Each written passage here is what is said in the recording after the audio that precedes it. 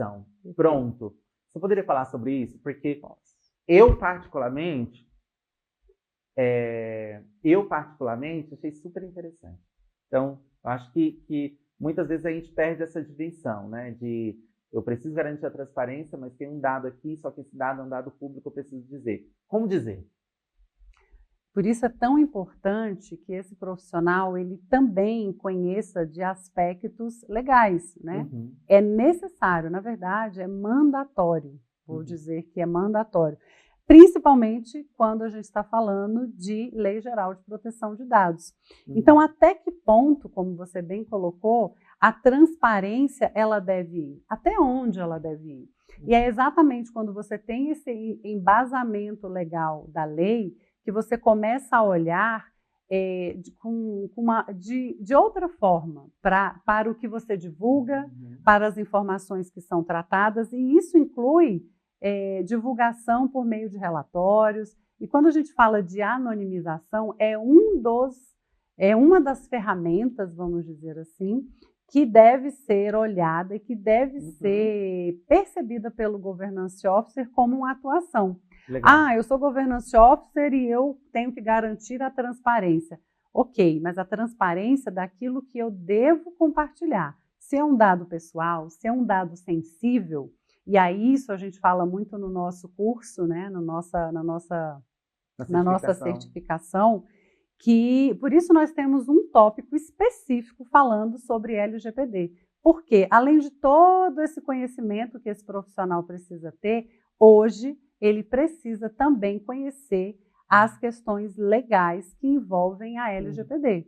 Porque isso vai incluir todo o mecanismo de compartilhamento de informação, como que eu compartilho esses dados, de arquivamento, como que eu vou encaminhar uma pauta, o que eu devo considerar de documento nessa pauta e como que eu vou mitigar o risco, que é o próximo tópico, né? Sim. A gente está falando de risco. Então, eu preciso ter essa capacidade de pensar o tempo inteiro à frente. Sim. Como eu mitigo um risco? Seja um risco de compliance, seja um risco legal e seja um risco também das questões de proteção de dados. Sim. Então, isso a gente fala no nosso curso e é, assim, 1h30 falando sobre questões legais de LGPD exclusivamente. Então, a anonimização e a pseudo-anonimização, são 2 itens, são uma das ferramentas que a gente utiliza nesse papel de Governance Officer para divulgar e dar transparência a alguns assuntos e algumas informações na rotina. Isso é rotina, não tem específico uma situação, mas é rotina. Opa, isso aqui é um dado sensível, isso aqui é um dado pessoal.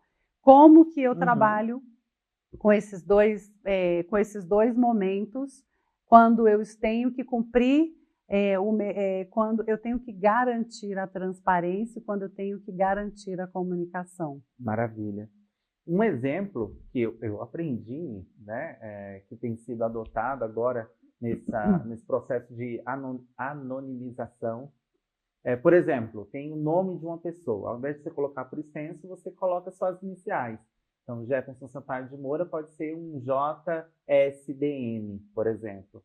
Ao invés de colocar um CPF inteiro, eu posso colocar 6 números do CPF que estão ali no meio, né? É isso. Então, são algumas estratégias para você trazer a informação, mas garantir essa proteção dos dados. E a rastreabilidade, né? Porque imagina que você, como Governance Officer, você também é o guardião de tudo que vai sendo deliberado e tudo que vai sendo tratado do ponto de vista estratégico, né? Então, a alta administração, por algum motivo, deliberou um determinado assunto com uma determinada pessoa em uma determinada situação. Como que eu vou fazer e garantir a rastreabilidade dessas informações? Então, eu também tenho que pensar em rastreabilidade, em guardiã dos dados e das informações e também em proteger o meu titular de dados. O meu não, né? Proteger o titular de dados. É um assunto bem complexo, interessante, mas necessário para a atuação de um Governance Officer. Maravilha.